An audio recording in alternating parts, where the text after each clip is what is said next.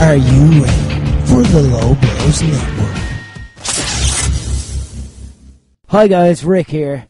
Before we get to this episode of Paddy's New Yacht, I'd like to talk briefly about gambling because it'll be discussed a lot on this show. Gambling is supposed to be fun and accoutrement to your sporting weekend.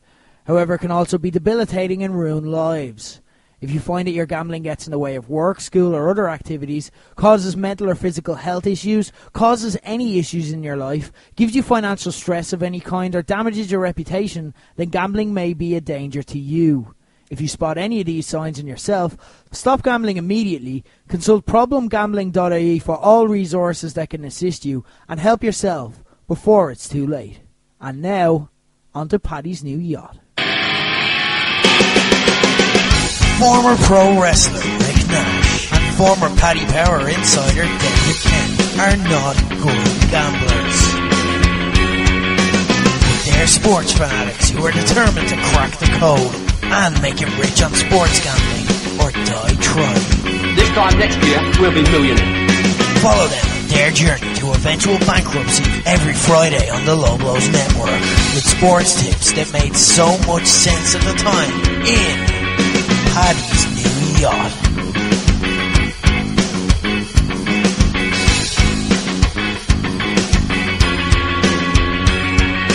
The absolute balls on Trent Alexander-Arnold. You know, it's a rare week where you get me coming on, kicking off Paddy's New Yacht, singing the praises of Liverpool or their players or whatever, but we have to this week. The absolute neck of them. Again, I'm not relaying any news you don't already know if you're listening to this podcast. We just have to talk. Who does that? Who does that? You're in a Champions League semi-final against Barca fucking Lona. Not only like the balls on him, but just the quickness of him to be able to judge the play. Like, again, I was watching Virgin Media's coverage afterwards, and Graham Souness kind of explained it perfectly, where he's like, you know, they have, obviously there's multiple balls in play, but the Barcelona players, like, one of the, again, we cannot state this enough, one of the dominant forces in European football of this era are watching the ball that's gone out of play and forgetting that the ball boy is going to throw in another ball in 2 seconds. Trent Alexander spots all of this, sees that the players that they're back to the ball, sees Origi, and it gets Liverpool into the Champions League final. Absolute insanity that goal is what undid Barcelona at the end of the season, like, and pretty much killed Barcelona's season because they already have the league wrapped up. They've nothing left to play for apart from this match where they're still in play. They are still in the competition. At this stage, it's going to extra time, and Trent Alexander-Arnold not only like, I cannot like sing enough praise on this. Not only does he see all of this, but again, who has the neck? Who's like, if I get this wrong, I'm gonna get fucking slated by everyone. You know what I mean? And all it takes for him to get it wrong is one Barcelona player turning around and going, wait, what, he's fucking doing it, and then kicking the ball away, and then Klopp would have lit him up. But he has the neck, the balls, to do that. 20 as well. And 20 years old to do that. Against Barcelona, with Leo Messi, like, not looking at the ball as well. You got all of this. You're looking around, you're looking at Suarez, Coutinho, Liverpool icons, Leo Messi, possibly the best footballer to ever, and you're like, no, this is my time to shine. Respect to Trent Alexander-Arnold, respect to Liverpool. What an amazing finish. What an amazing match. You know what? We have our biases. We have Liverpoolitis on this show we speak about nearly every single week, though not much this season. We do give Liverpool some stick, but having said that, there's a reason why we love football, and it is nights like that. And I have to say, look, I said it on Twitter before any of this happened, so I'm not bandwagon hopping. I said it. I have Liverpool fans in my life who aren't dickheads. The rarely spotted ones. And I will be happy for them if they get something out of this season, because the team does deserve it. And I did have to feel like when I'm watching the You'll Never Walk Alone at the end, the fans and Klopp and the players all celebrating in front of the Kop end, you know, it's like, alright, you know what? This mightn't be from me, but this is fucking special. And it was a great moment. But to get kicked off here, on another week of Paddy's New Yacht. Rick Nash and David Kent. In the style of Trent Alexander-Arnold, what are some of the ballsiest trick plays you can think of that have been decisive in key matches? It's with the week that's in, obviously the GAA Championship properly gets underway this weekend after New York and London were in action last weekend for some reason. 2003 All-Ireland final is what stuck out here because Tyrone were Mayo before Mayo were Mayo. They were the team that couldn't get the job done in the All-Ireland. They would get there and they just shit themselves for no apparent reason. 2003 they managed to squeeze through Ulster, got to the semi-final, came up against Kerry, who had vanquished them many times over the years before. Managed to just about eke out a win, got them into the decider, but Peter Canavan, talisman, 15-year career, Tyrone already hadn't won an All-Ireland, gets injured, serious bad damage to his ankle, and he was supposedly meant to be ruled out of the final. Nevertheless, Mickey Hart starts him in the first and only All-Ulster All-Ireland final against Armagh, due to him being the only Tyrone squad member with actual final experience from the 1990s. And the rest of the squad were about 20, 24-ish, pretty young team, had no experience. Canavan kicks 5 points from frees into red hand, go 4 points ahead at half time, but his ankle's goosed. He cannot play on anymore. Off he comes at half time, and slowly Armagh start to come back into it. They go down to 14 men, but it gets tighter and tighter. 10 minutes to go, game in the cosh, and Mickey Hart just turns around and goes, "Peter, you're coming back on," with the most amount of strapping I have ever seen on any injury. If any other Tyrone player had got injured and needed to be strapped up, there just wouldn't have been any left. They would have had to just hobble on because Canavan had that much around his ankle. Nevertheless, comes back on, helps to see the game out, something which at that stage wasn't really seen before. You had blood substitutes, all right, but it was very, very rare to see a sub come off and then come back on again. And to do it in an All-Ireland final for your county's first ever All-Ireland win it was Mickey Hart being Mickey Hart, just wily old veteran, like something that put him onto the legion of great GAA managers to do that in an All-Ireland final. And one of the most iconic moments in the 2000s, I think, if you're talking GA. Love that as well, like manager calls as well. Let's not forget they're just as important in making this. And kind of similar for mine, which could only be one answer. I'm going to talk, of course, about the Philly special from last year's Super Bowl. Again, the Eagles playing in their first ever Super Bowl. And again, like when you're talking about like high stakes, the world is watching the Champions League and the Super Bowl. Like the finals would have comparable viewing figures, but like the Super Bowl is next level in terms of pressure. The world is literally watching, even if they're not watching for the game, they're watching for the halftime show. And this was a hell of a game. The Eagles against the Patriots. It was the team who'd never won a Super Bowl in the Philadelphia Eagles against a team who have won more Super Bowls than a lot of the current unit of Belichick and Brady have won more Super Bowls than franchises have. So you're talking about the dominant force of this era. The Barcelona, if you will, and kind of the pluggy underdogs, as much as I hate to say it, who hadn't won any of the titles in the modern era. Yeah, like Philly, I suppose you could sub in for Liverpool, but I don't like the comparison here. But you're talking much higher stakes, much bigger viewing figures, and a much less necessary play than the Trent Alexander-Arnold corner. This is the only one I could think of that would top it, and I was doing a lot of research for this during the week. The Philly special, basically, they've early in the game, the Patriots had tried a trick play where the quarterback runs out as a wide receiver, and basically it's just a distraction. It never happens where they throw to the quarterback, except in this instant, Danny Amendola did throw it to Tom Brady. Tom Brady had an easy pass, like, because no one was covering him because he's the fucking quarterback. What the fuck's he gonna do? Danny Amendola throws it to him, easy pass. Tom Brady couldn't catch it, so it's like, right, okay, there's the quarterback plays for today. Or so we thought. The Eagles, the balls on them, again, with the pressure. Again, it just reminds me of the Trent Alexander-Arnold play because the pressure, everything on the line at this stage. Their entire franchise's hopes and dreams. They had never done this before, and they decided to do a trick play. Snap the ball to Corey Clement, the running back. Snaps the ball himself to Trey Burton, tight end, who we didn't realise at that stage had played quarterback a bit in college. Threw a perfect pass to Nick Foles. Anything you can do, I can do better. Nick Foles runs it in for the Philly special. The Eagles end up winning that game, 41-38. The highest scoring Super Bowl, the most yards ever in a Super Bowl. It broke pretty much every offensive record. Tom Brady as well got over 500 yards and lost the game somehow. Great Super Bowl, and that was the moment. And it took sheer balls, again, of Doug Peterson and the offensive coordinator to call that play at that time.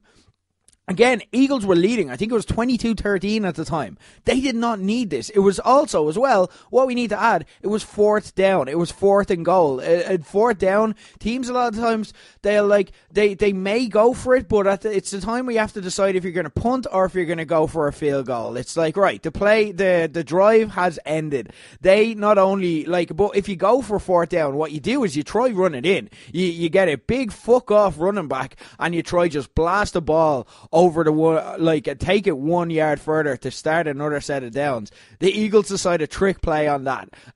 There's logic there that, the Pats will not be expecting this on this play, so it makes sense. But just to do it, because again, like with the Trent Alexander-Arnold corner, if it goes wrong, you're fucked. And this is coming from management. And as well, what you have to add to this is Nick Foles, the quarterback in play, not Philly's starting quarterback. They just got rid of him.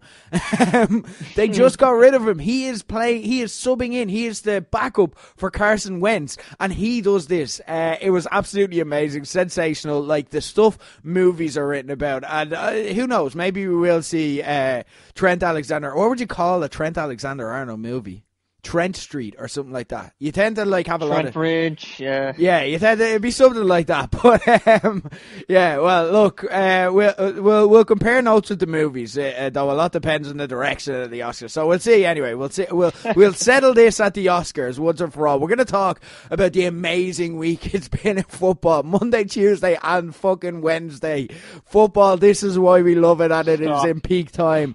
We will be giving our Premier League picks. I am going to give you a bet that is €5 and will give you 12 grand in return. It's the final day, so what we do on the final day, this is a tradition for years for me, take all 10 games, put a bet on every single one of them, and fuck it, why not? I'm already in the green for this season, so we're going to be giving you our tips still to come, but first we are going to get to the news from the week, and so much of it. So what we do every week, because we want to talk about it all, we love all sports, what we do is we take our 5 top sports stories that we want to give our lightning hot takes about, and we put a minute on the clock. In theory, we call it the 5 and 5, and it gets underway now because after just last week speaking about the possibility of having no English sides in the Champions League final, we got 2 sensational comebacks in 2 nights as Liverpool beat Barcelona 4-0 and Spurs had to have a comeback within a comeback and overturn a 2-0 first half lead to win 3-0 over Ajax, with Lucas Moura's last minute goal seeing them through on away goals.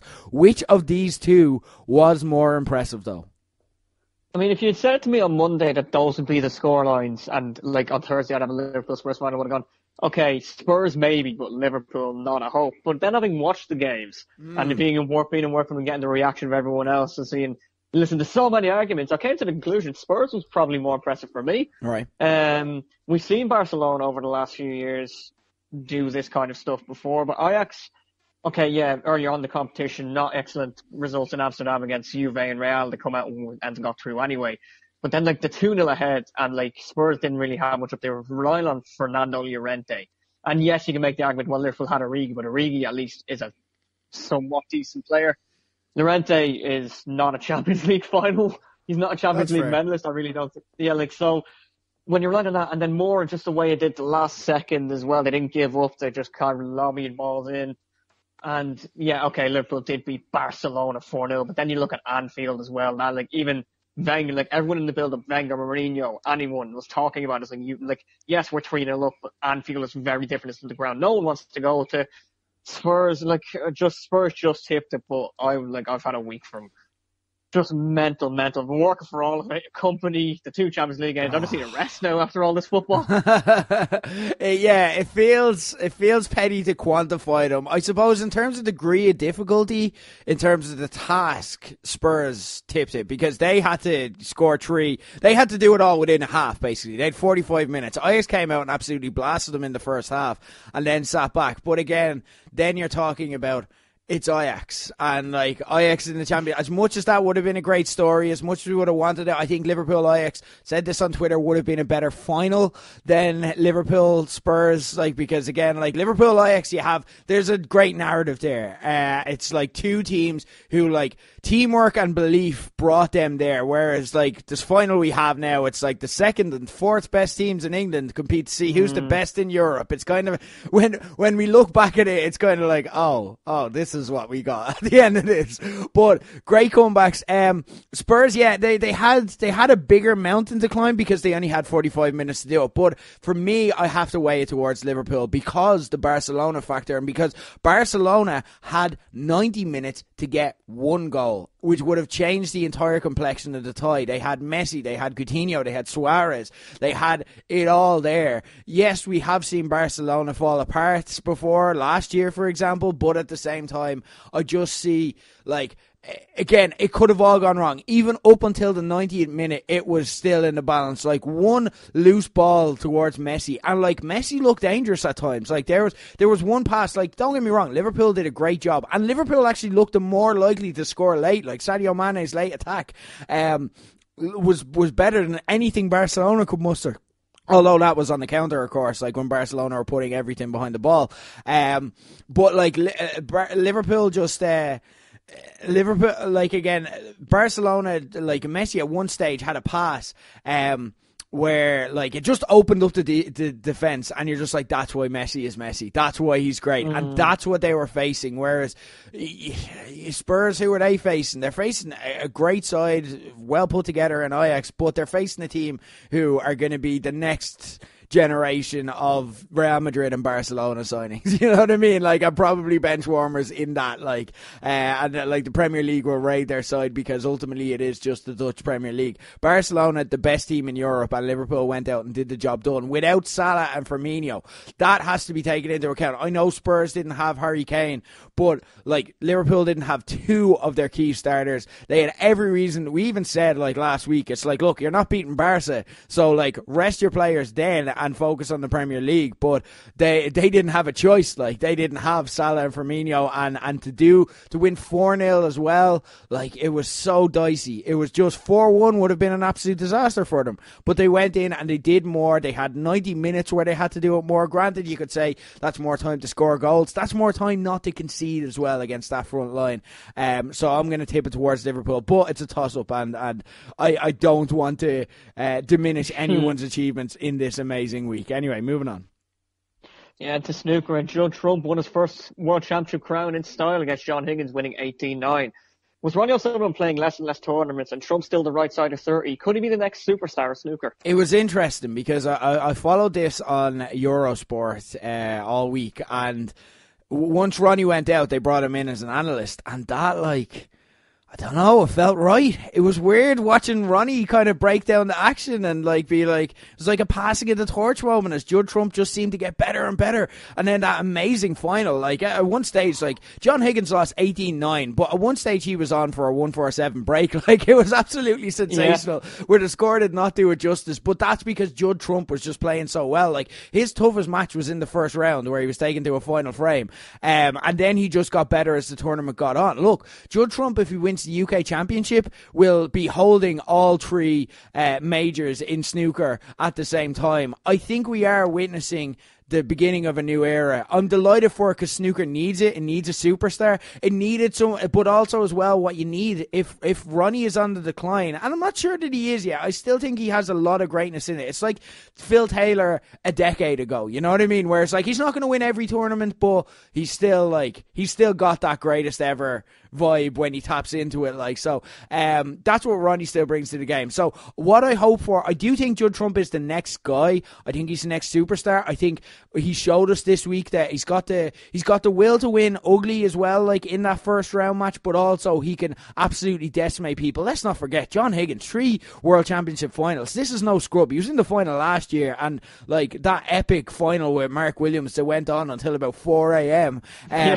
Like, John Higgins is no scrub, and Judd Trump was making him make mistakes, made him look totally ordinary. That's why we love Ronnie, because he's capable of that next level play that just captures people's imaginations, and he's winning tournaments now, and he's playing at his best when the pressure is on most. So what I hope for is, yes, Judd Trump is the new guy, but I want an extended feud and rivalry between him and Ronnie at their peak. Like, that'd be fascinating. Yeah, like the second session, the 4-4 opening, it was all right, it was fine, tight. You kind of expected that.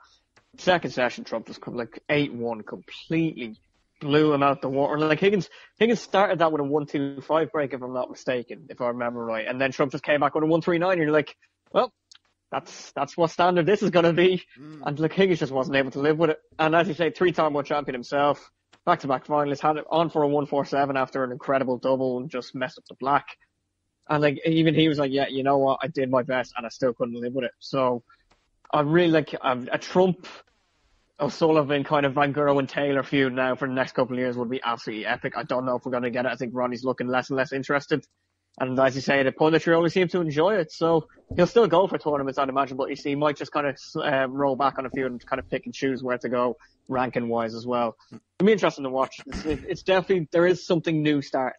Or could Judd Trump's ascension motivate Ronnie? Who knows? Like, we'll see. He's like possibly trying to predict Ronnie O'Sullivan's mindset will like drive you slowly insane. So anyway, we'll move on to rugby, and Leinster square off against Saracens this weekend in the Heineken Cup final, with almost everyone agreeing that it's the two alpha dog of European club rugby for the past few years coming to blows to settle it all once and for all. But where does the smart money lie in this?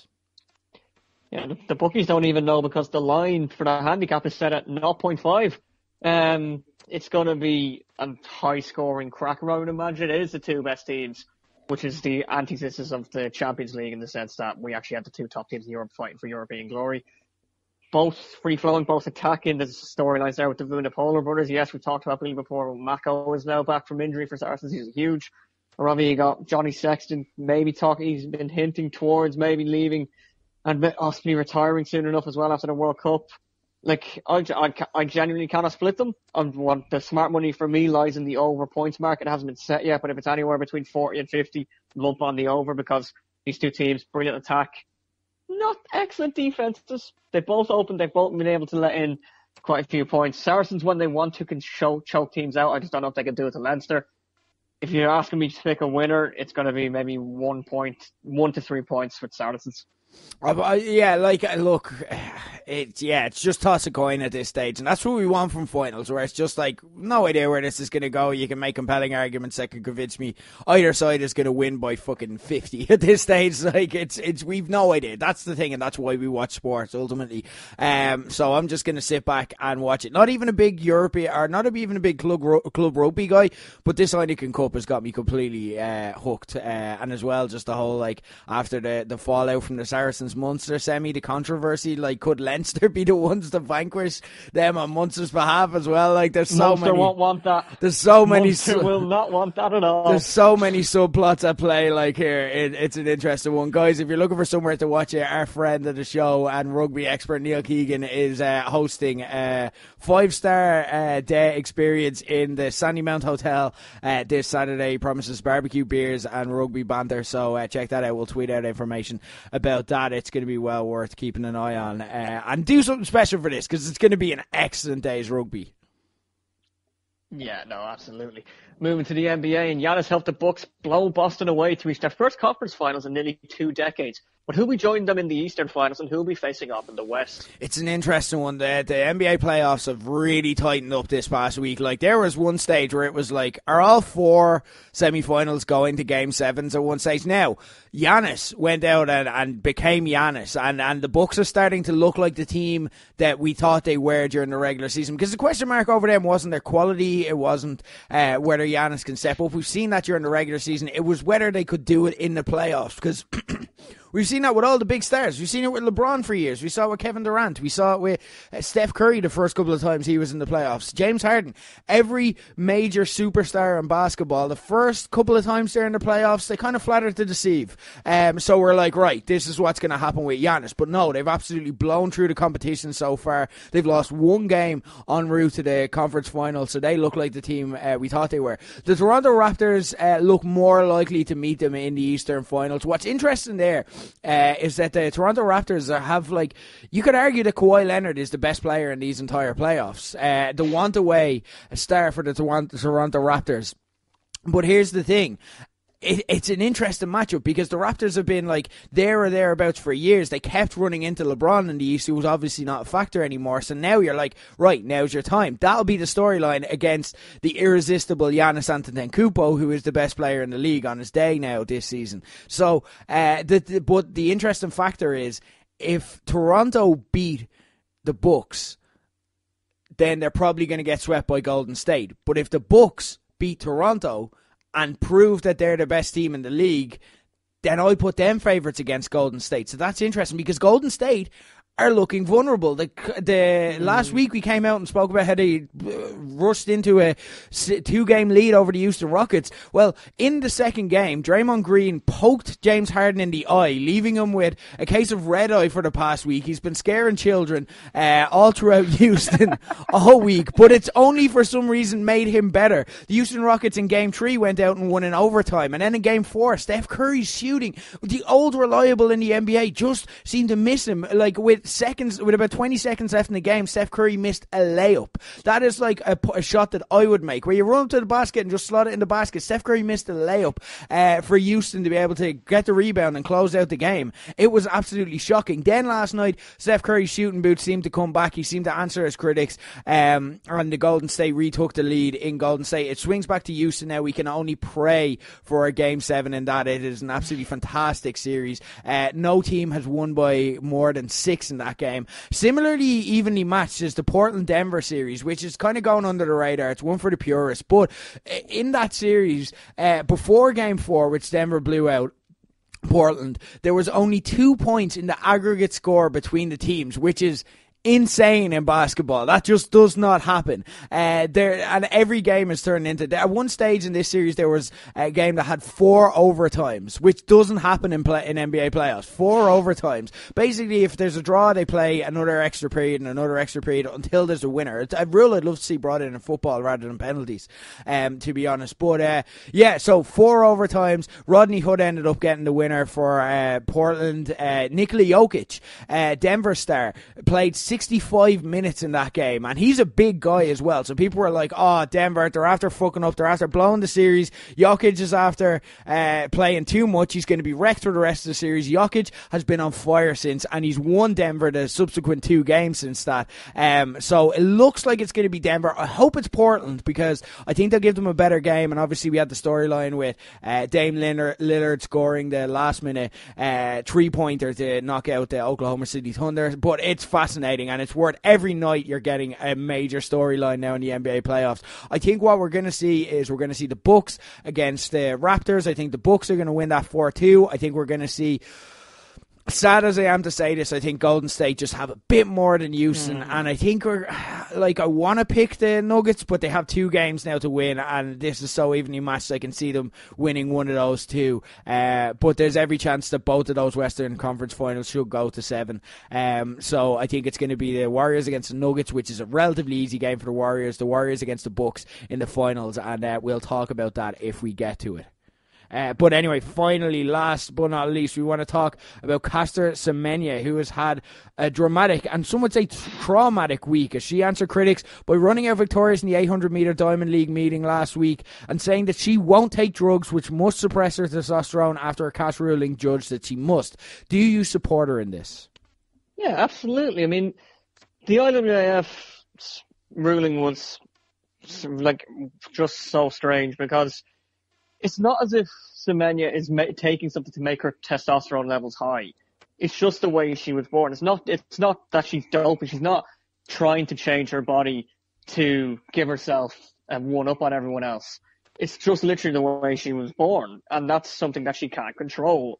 and now she's going to have to try and control it because they're telling her to do it. But no, absolutely, she's absolutely dead right to just keep going. And like, the only, like, she's going to come out of this looking good whatever way. The only way, like, the IWF and the CAS now, even if they roll back on the decision, they roll back on the verdict, are still going to look horrendous because it's a horrendous decision.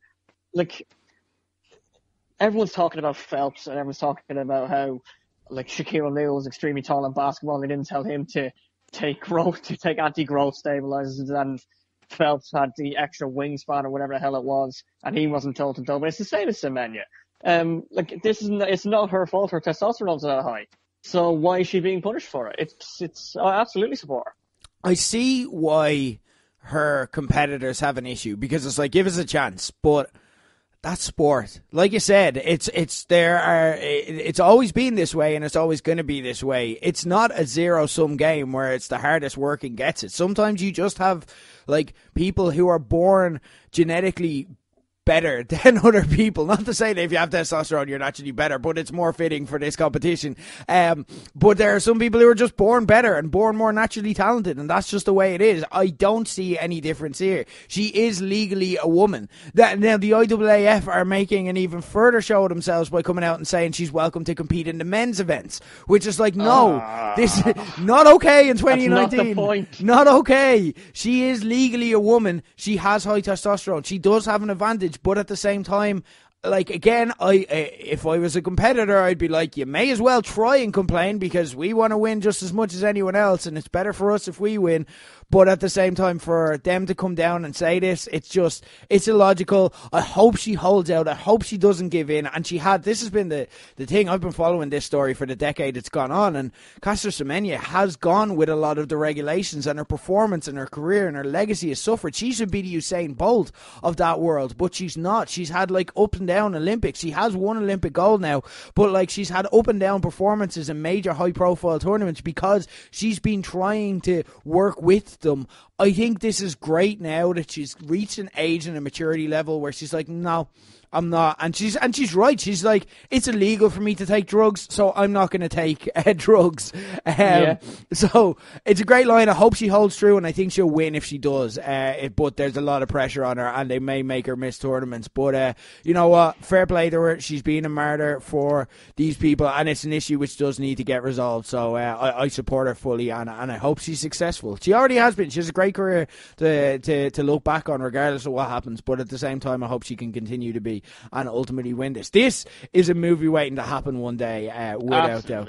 Anyway, moving on. Not starring Trent Alexander-Arnold, though. No, that'd be weird. But anyway, it probably do better than Trent Street as well. Anyway, guys, moving on to the Premier League for this weekend. Big weekend. It's the last weekend of the season. So as we said at the top of the show, what we do is we put 10 bets on each game. It doesn't have to be the outcome. It can be any bet that we think is going to happen. So guys, what we do is we put it all into one big fuck off ACCA, because why not end the season with a bit of crack and make Sunday interesting for us, guys. The Prediction League is back for one final Premier League schedule, and then we'll have a special for the Champions League final. We're going to have much more points on the line, so get involved in that. Get on to Paddy's New Yacht, quote tweet the tweet we put up and give us your predictions, give us your score prediction, and give us your anytime goal score. You get 1 point for the correct outcome, you get 3 points for the correct score, you get 2 points if your anytime goal scorer scores. It's that simple. We wanted to play along, and to our detriment, we made a rule early in the season where the picks that come out of our mouth on Thursday, while you guys have up till Sunday at 2 p.m, the picks that come out of our mouth on Thursday are locked in as soon as we say them. So we're going to get underway. No early, no nothing. It's all Sunday 3 p.m. as is usual for the final day, starting with Burnley against Arsenal. It's the team who started the season miserably versus the team who's finishing it so. And yet, by the time you listen to this, the Arsenal fan in your life is probably like, yeah, how many European Cup finals did you get into this season? Didn't think so. Unless you're a Liverpool or Spurs fan, then they'll go quiet, and please go to town on them. Yeah. Burnley haven't beaten Arsenal since 2008, and that was in the League Cup. And historically, Arsenal also haven't lost on the final day since 2005, though that means nothing, as even if there was something to it, this is Unai Emery's first final day. One thing I'm looking at is Burnley's run against the top six in 2019. They held City for an hour a few weeks ago, took the lead against Liverpool, held Chelsea to a draw, drew with United when that was an impressive thing to do, and even Huddersfield weren't doing it. And then they beat Wolves, of course. They didn't beat Wolves, they beat Spurs, of course.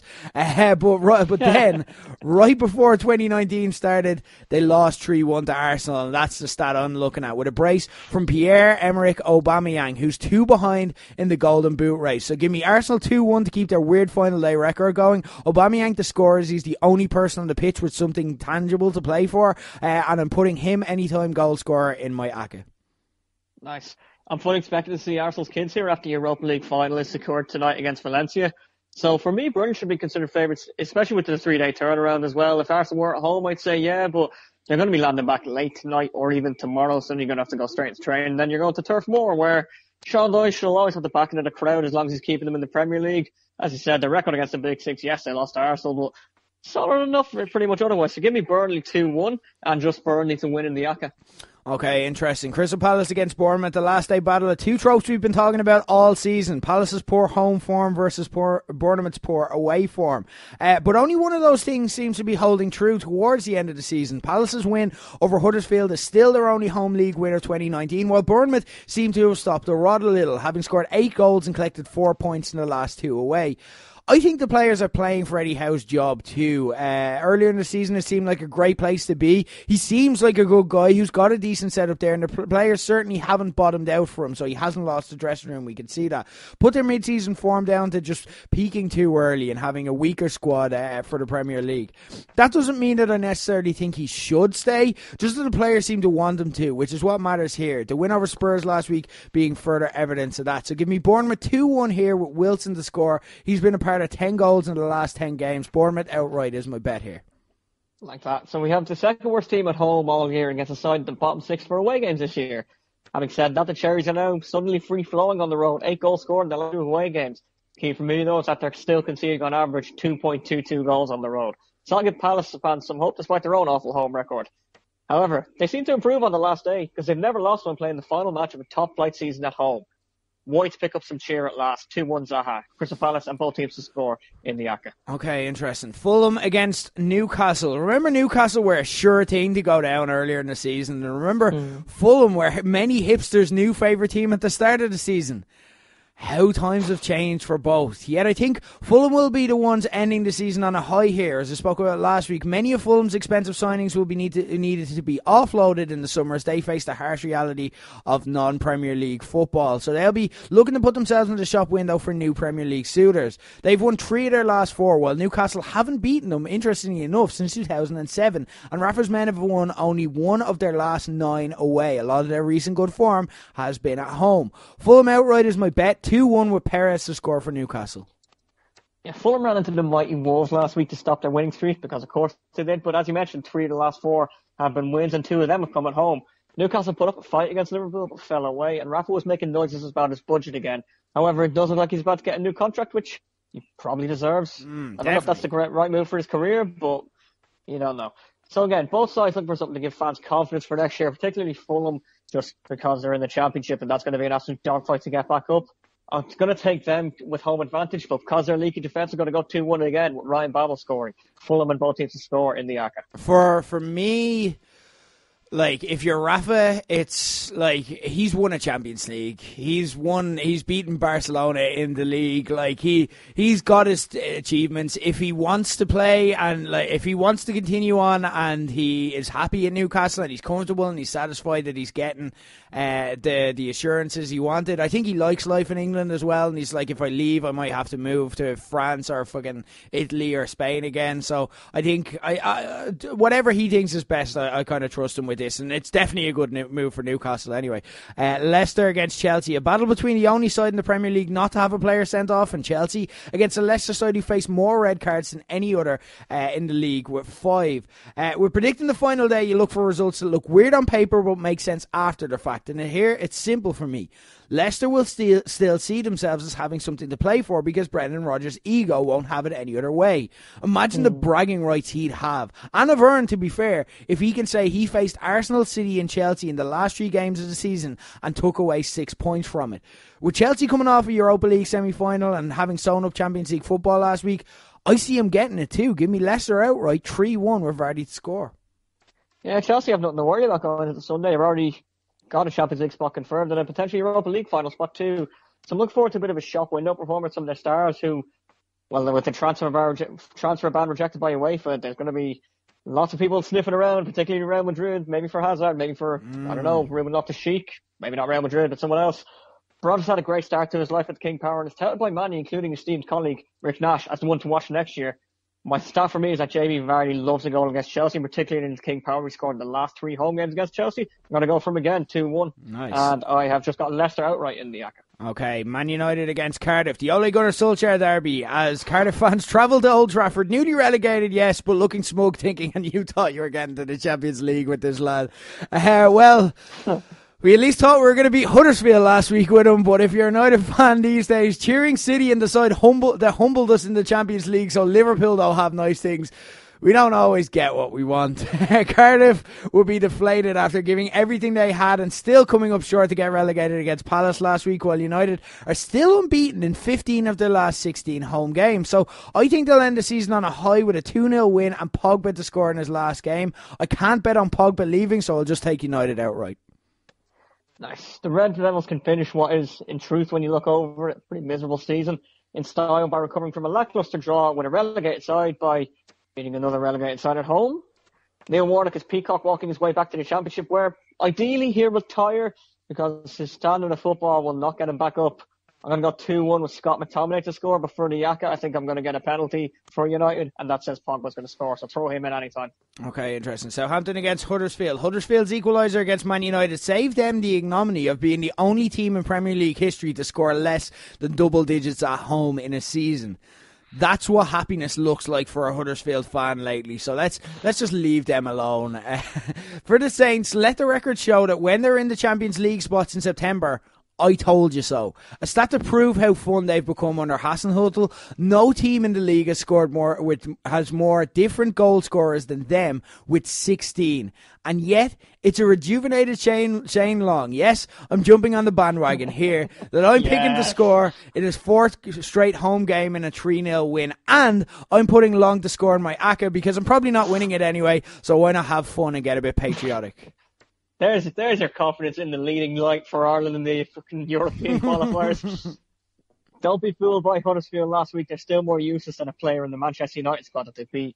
Saints to recover from a hammering and finish off on their own turf and style. Long, if he scores, will become the first player since James Beat in 2003 to go 4 home games in a row scoring for Southampton. I'm taking him as well in 2-1 win. There might be a theme here in my scoreline predictions. Yeah, I'm noticing a running team like Kento. Not only mid-table sides have checked out for the season. Yeah, but also I have some logic. No scoreline this year has appeared more times than 2-1 in the Premier League. So if I go for it on every game, one of them has to be right. All right, fair enough. There, got to go for those 6-pointers. You need it, man. Seriously, it's not looking well. Bottom of the people still playing. Spurs against Everton. Technically, Spurs could go from 0 to 0 within a few days if they lost, and there was an 8-goal swing in goal difference between them and Arsenal. And they do face an Everton side who put 4 past United just a few weeks ago. So there is a world where Pochettino doesn't play in the Champions League next year if he loses to Liverpool as well. It's just not this world. Look, Spurs' last 3 against Everton where it went like this. They won 3-0, they won 4-0, and then they won 6-2 in their reverse fixture this season. I don't think that's happening here because simply, where will the goals come from? Son is suspended, Kane is injured, and they're not risking an early comeback for him here with the Champions League final ahead. So it's betting the house on Llorente and Lucas Moura, who'll probably show up still hungover after Wednesday's heroics.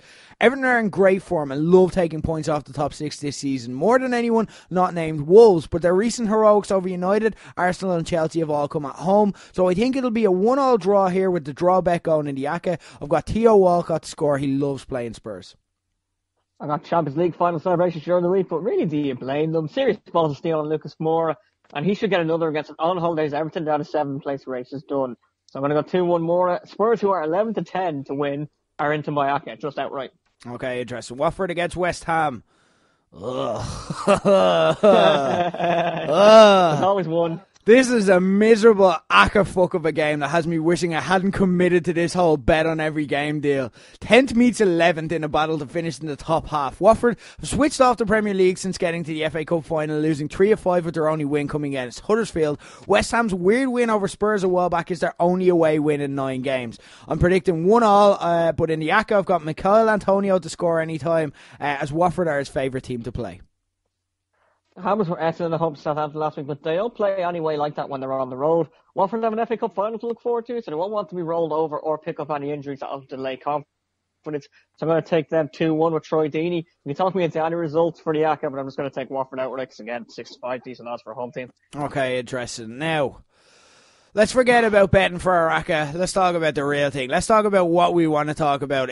We're going to put these 2 games together. Brighton versus Man City, Liverpool versus Wolves. The Premier League was sound enough to get all of its other business sorted. The top 4 pretty much wrapped up. Brighton safe and Wolves wrapping up the best of the rest 7 spots, so we could all just focus on who wins the damn thing this Sunday. As City and Liverpool have one final hurdle to jump and one must fall. City travelled to a Brighton side who secured safety in the league by virtue of Cardiff just being more shit than them. Pep's men have won their last 12 and kept clean sheets in 6 of their last 7, and they face a side who scored just 3 times at home in the league in 2019.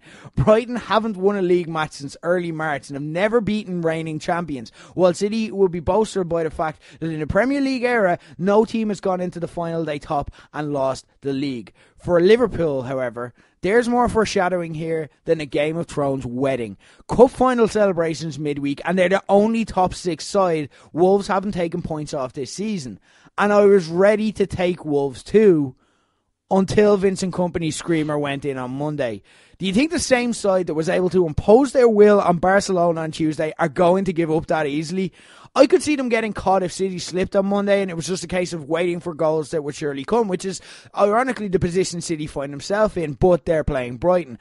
But now Liverpool will know that anything less than a win ends their title run. They will want to score, and they will want to score immediately, like they did against Barcelona. So Liverpool have them winning 3-0 here with Mane to score. Unfortunately for them, City have such a soft landing in Brighton, and despite being shaky in recent weeks and edging out teams rather than winning spectacularly, that's what champions do.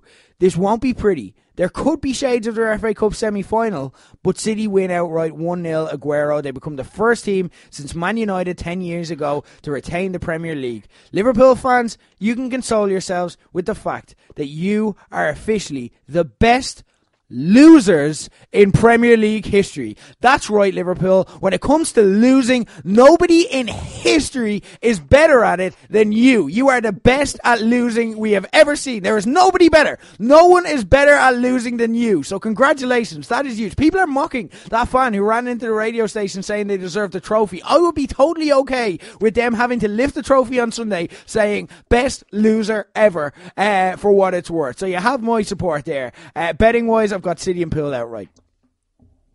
Such a dick. I was nice to them at the start. You don't get to talk down about anyone. No, I'm not talking down. They are the best losers. There is that's a fact. I'm just stating fact. There has never been anyone better at losing. 97 points they'll have on Sunday. That's amazing. That is the best losing Premier League total we've ever seen. The best losers. Fantastic at losing. They are the best. Best in history. It is fitting that it all comes down to the last day after a pair of teams just win and win and win and win and win, not blinking when everyone predicted they would. We've mentioned so much during the year about City United. You even talked a couple of weeks ago about Liverpool United. We've talked about City United a couple of weeks ago as well, which, if you remember right, before the whole Aguero moment changed it in 2012, wasn't an actual thing. Even referenced by Martin Tyler in the final few minutes of that famous game. Typical City, can't get the job done. If anyone tells you that Brighton have nothing to play for, you have my permission to just laugh in their face. Players get bonuses for the higher they finish in the league, the more goals they score, appearance fees, etc., etc. So they'll want to do something. They were cost a shot at the FA Cup by City when they actually played pretty well in that FA Cup semi-final. It was a shit game, but they actually played well. Mm-hmm. Plus, you have the possible argument that Chris Hughton might be playing for his job after a yo-yo year. The Ireland international does hold a final day victory over the Citizens in his back pocket. He beat them in the Etihad with Norwich in 2012-13, Nice. where City were champions the year before. Yeah, look, it doesn't apply to it now, completely different team, but still nice. Interesting. It's not unreasonable that he could leave over the summer. Someone who won't be leaving over the summer, Nuno Espirito Santo. Wolves secured the Europa League spot and a place in next year's relegation battle last weekend. Only one of the other 6 teams above them have managed to avoid dropping points to Wolves, and it is Klopp's Reds. But Wolves just seem to raise their game for the bigger teams, evident in last week's torturous watch against Fulham. Torture, what Klopp went through all week. First he had to kick in the balls of the company stunner, then that comeback on Tuesday, then topped by another comeback by Spurs of all people, almost sweating over the fitness of Mo Salah and Robbie Firmino. Company's goal felt like one of those written on the trophy moments. Some people may have predicted him to get a goal in a big game with the title on the line. He loves that. No one would have called how he did it. Yeah. If you're trying to use the eye test for these two teams, it's impossible because both have just been grinding down wins all through the running. They both need to do it again. Here are the key things for me. 1, Wolves taking points off top 6 sides, but the majority of those points have come Molineux. They haven't been doing it on the road, bar against Spurs. 2, Liverpool have lost twice in 2 years at Anfield. So despite my biases, I can only see that one going one way. So I'm going to go for 3-1 with Mo Salah scoring. If Brighton can hold City scoreless for the first 20 minutes, as they did in the FA Cup, City players will start to think about the Liverpool game, and that's just human nature. If they hear that Liverpool has scored first, they might start to panic. And yes, I know Pep Guardiola doesn't panic and his teams don't panic in these games, but that's just what humans do. There's also doubts over Fernandinho, who is the key to the City juggernaut. Look what happened to them when they lost him over Christmas. Yes, Brighton are winless in 8 games. Yes, you need a miracle for them to win. We've had a week of miracles, and weird shit happens on the final day. So for my ACCA, I'm going to go Brighton or draw. I'm going to take double chance. No! I'm not going to go for them to win. I've given myself all this build. I hadn't put a result. I hadn't predicted a result freehand. I was waiting for this moment to make the call. No! Do you know what? What? Weird shit happens on the final day. No. 1-1, Aguero. Liverpool are going to win on Sunday. Liverpool are champions. No problem. I guarantee Liverpool are going to win on Sunday. Do you know? I don't know whether, Go on. Go ahead. I just don't know. It's weird shit happens on the final day. And that weird shit could be another Aguero moment. That weird shit could be Liverpool losing, which would be hilarious. But if one of the two are going to slip up, it's going to be City for me. They're the ones with the pressure. They're the ones poised to slip up. There's interesting logic there. The problem is Brighton can have something to play for all they want. They've had something to play for weeks, and they've been mucked. They can't score, and City can keep clean sheets like against Leicester last week. So that's my only flaw. I cannot in good faith pick Brighton. It's an interesting one. It's interesting. It's ballsy. I'll give you that. But yeah, I don't know. And you know what as well? These are the 2 games all week that you haven't picked 2-1. They're both finishing 2-1 and no other game is now. You've just locked it in. Yeah. It's a guarantee. All the other 2-1s have been home 2-1. So if that happens, then Liverpool are champions. So, interesting. Right. Anyway, moving on to the European football for the week. We're going to wrap up the rest of the season because we won't have a show next week. Our next show will be the Champions League preview special. In La Liga, what you have to keep an eye on for the rest of the season. Barca obviously haven't wrapped up. Getafe lead Sevilla and Valencia by 3 in the race for 4th. That's the last thing to play for. This weekend, Getafe travel to Barca and Sevilla go to Atletico. Good luck with that, lads. Valencia have a chance to catch up if results go their way with a slightly easier challenge at home to Alaves. The final day sees Sevilla host Bilbao. Getafe face a Villarreal side still not safe from relegation, and Valencia travel to Valladolid, who will also be chasing safety. So loads of potential in the Liga for twists and turns there. In Serie A, Atalanta's huge win over Lazio gave them daylight and opened up a 3-point gap between them, Milan and Roma in 4th and 6th with 3 games to go, with Inter 1 point ahead in 3rd. In terms of run-ins, Inter travel to Napoli but also host Chievo and Empoli, so you imagine they've enough to get over the line. Atalanta have Genoa, Juventus and Sassuolo with a Coppa Italia final with Lazio sandwich in there. Milan have a relatively friendly run-in of Fiorentina, Frosinone and Spal 2013, with the Fiorentina match this weekend their toughest challenge, while Roma have Juve, Sassuolo and Parma. Torino's draw with Juve last week left them 5 points off the pace, which may be too much to ask with 3 games left, but if Atlanta keep their end of the season form going, that's seen them only lose twice in 2019, back in February, 2 fellow Champions League rivals in Milan and Torino, you'd imagine they have enough to get over the line. That's what we're looking out for in Serie A. But the Bundesliga, I suppose it had to end when we didn't have any more shows to talk about it. Sadly, one of the contenders finally blinked this weekend, and unsurprisingly it was Dortmund, who, in fairness, have outperformed expectations this season under Lucien Favre to stay in contention this long, and have looked out on their feet since their 5-0 loss to Bayern a few weeks ago. They surrendered a 2-goal lead to Bremen this week. Most heartbreakingly, it was with a tragic mistake from keeper Roman Bürki, who's kept them in it in recent weeks, costing them 2 points and allowing Bayern to go 4 ahead with 2 to play. Bayern will have to close it out the hard way, though, this weekend. They travel to 3rd place Red Bull Salzburg before hosting 4th place Frankfurt on the final day, so there is potential for a twist there, but don't get your hopes up either. Dortmund have an easier run in, but absolutely need 6 points in a final day visit to 6th place Mönchengladbach. Looks like a banana skin waiting to happen, especially with their form. With Bayern leading by 18 in goal difference, 1 win or 2 draws will do it for them, so Bayern odds on at this stage, unfortunately. Also this weekend we have, to round off the football, we have the Championship playoffs kicking off. Dave, what should we keep an eye out for there? It's the same time as the rugby as well. The Heineken Cup final, we got Aston Villa and West Brom is 12:30, I think, on Sky. But then, the main event that everyone is watching, it is going to be Derby and Leeds. It's Derby and Leeds in Pride Park, in the iPro or Pride Park, depending on if you're a hipster or not. And you've got the whole question surrounding Leeds because they've flatlined and they flatlined and they flatlined when the pressure was on them. And now the pressure's off them, and the pressure is on Derby because Derby have been in the playoffs 7 of the last 10 years, and have they gone up at all? Nope. So Frank Lampard, who was probably overachieved, and Marcelo Bielsa, who was definitely overachieved, go head-to-head, and it's I think that's where the winner is coming from, this semi-final. Aston Villa are won 11 in a row. I don't fancy them, purely for that reason. And West Brom, form teams do not win the playoffs. You look over the years, every team that's come in as the air quote favourites and air quotes 4 team, they can't do it over 2 legs. Sheffield Wednesday done it before. Middlesbrough, the year that Reading got to the final, I think it was meant to be Watford or Derby. It was Derby, that were meant to come in and just blow the place away, and they just can't do it. I think I don't know if it's the kind of cup feel to it. Yeah. In the sense that it's 2 legs that you're right, you have to get if it's a one-off thing, right, you can put it onto this leg and this game. Whereas now, if you lose, if Villa lose 2-0 here at home to West Brom, you're looking at a serious turnaround again. If I had to pick a Championship playoff winner, I really, really want it to be Leeds. Yeah, same. But I think it'll be West Brom because no one's talking about them. And no one wants that. But you remember the year that Fulham won, or QPR as well. Yeah. QPR won 1-0. That was under Redknapp, and you were I don't really want to see that at all. I want to see Bristol City. I want to see this attacking Norwich side. I want to see anyone but QPR. And then Fulham did it last year.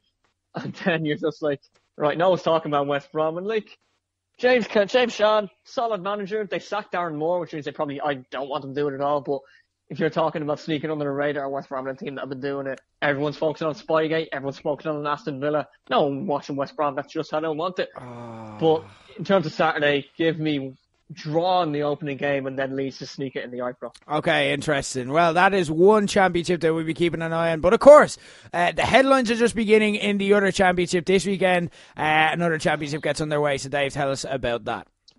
I'm a hurling man and I have simple pleasures. Plop me down in front of a screen with any match and I'm happy. Which makes Sunday a bollocks of a day for me. Because obviously, with the last day drama in the Premier League, excuse me. And at the same time, we've got Clare and Waterford at 2 o'clock, which is a pretty solid clash. Clare took a ball away from the All-Ireland final last year. Waterford back in Walsh Park, home advantage. We talked about it last week. And then a monstrous clash at 4 o'clock between 2 of the 3 most successful sides in GAA history as the Premier League final day drama is unfolding.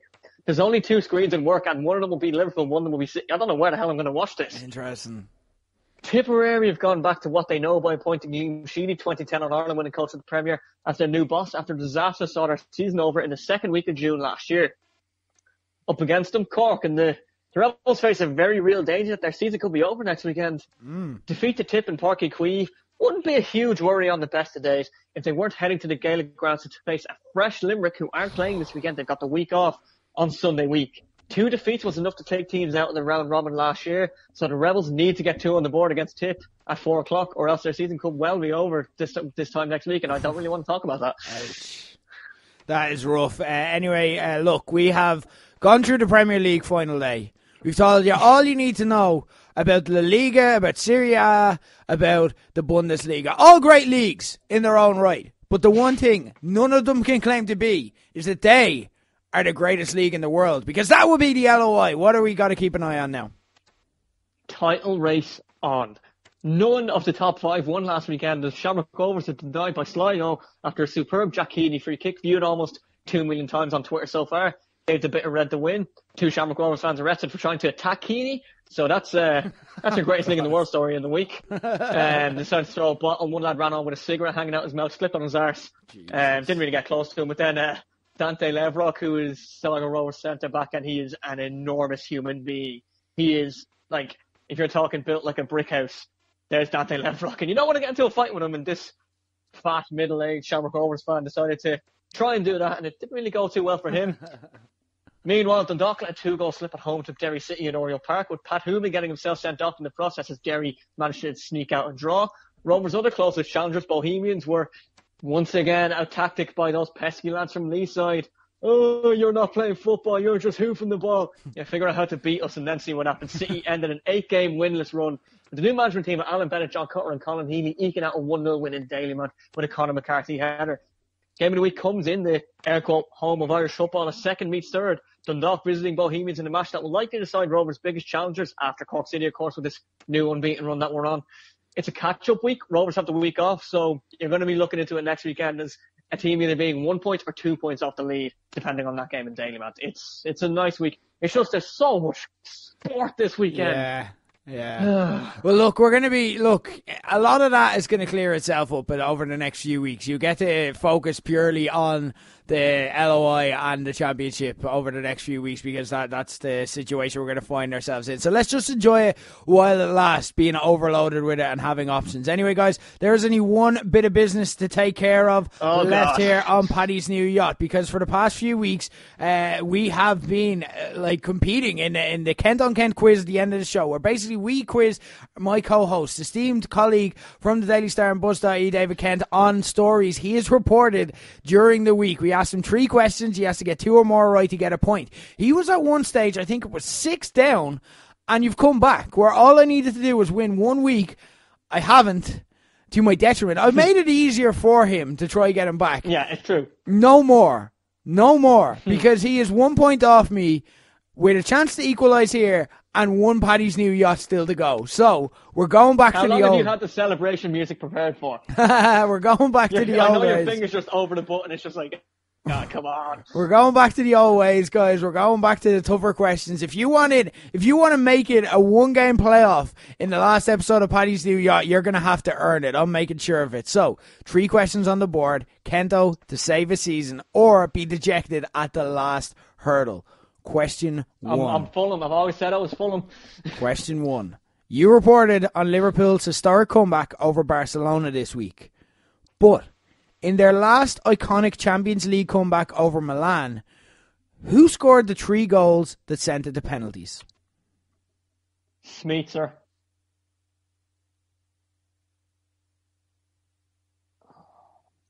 Smeetzer penalty. I'm going to take... I know your tactics, so...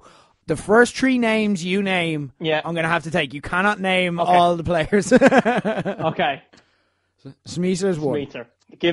I'm going to need time for this one.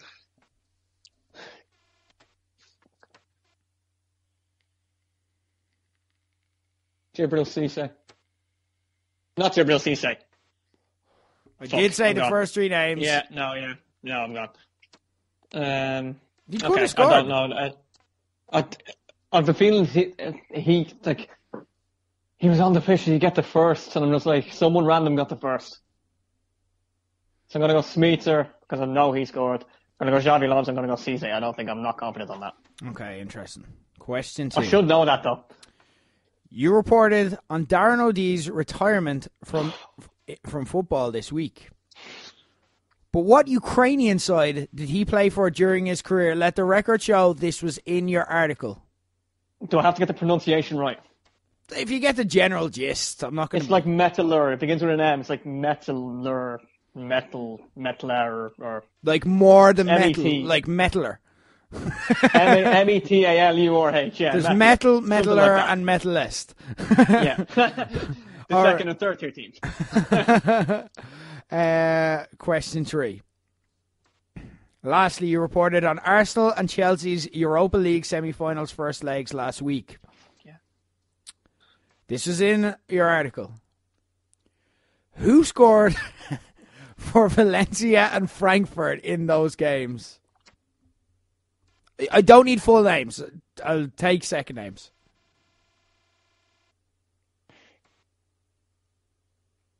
I was watching them. To save the season.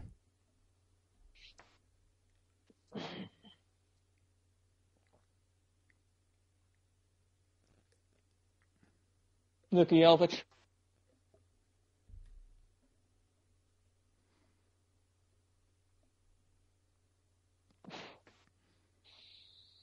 And I genuinely cannot name a single Valencia player. They're not in my head. Oh, shit.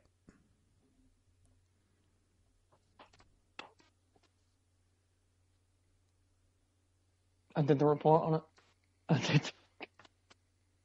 No. Gone. I can confirm that you were correct with Metaler. Metaler Donetsk was the Ukrainian side Darren O'Dea played for. You obviously didn't get the question, so it all comes down to the Liverpool questions. Oh, no. Smeeter was the one I was expecting you to trip up on. No, Steven Gerrard didn't score, did he? Xabi Alonso also scored. Liverpool fans hate you. They were screaming this as soon as they started. Steven Gerrard scored the other goal. Come on! That's the easy one! That's the easiest one! What a way to go. So close. Oh, you went for Cisse ahead of Gerrard. What? I had a feeling he scored a random one. Oh, man. Smeeter was a random one. I should have just... There was a random one in there. That was Smeeter. Oh, you got that straight away. Oh, sick, man. Right. Did Smeeter get the first? No, Gerrard got the first, then Smeeter, then Alonso. So there we go, guys. That's that. Kento winner for the season. Thank you very much, folks. It's been great. Started with like a lot of controversy at the start, you know what I mean? We had to change the rules because Kento couldn't help himself in the cheating scandal. But we pulled it back. The greatest comeback known to man led to the greatest lead known to man. Led to Kento nearly coming back on me, but there could only be one winner this season. The crowdfunding in particular was epic. There could only be one winner this season. Thank you very much. Thanks for your applause, guys. I can hear it even through a podcast. That's going to haunt me. That's going to haunt me for the rest of my week. Steven Gerrard. Oh, man, that was the easiest one. Mr. Liverpool. Yeah, sick. What a way to go. What a way to go. I could not contain myself when you were saying that. It was amazing. It was epic. Thank you. Epic way to finish an epic year. But we are not done for the year, guys, because we will be back to preview the Champions League final at the end of the month. We'll also be previewing the NBA finals, who are going to start giving you everything you need to know about that, as well as talking about the few weeks that are going to be mental as the football season gets wrapped up. But enjoy this crazy week of sports. Congratulations in advance to Liverpool. Best losers ever. Congratulations for that. They've had too good of a week. I can't let them fully enjoy it. But until next time on Paddy's New Yacht, for David Kent, I've been Rick Nash, and this has been Paddy's New Yacht.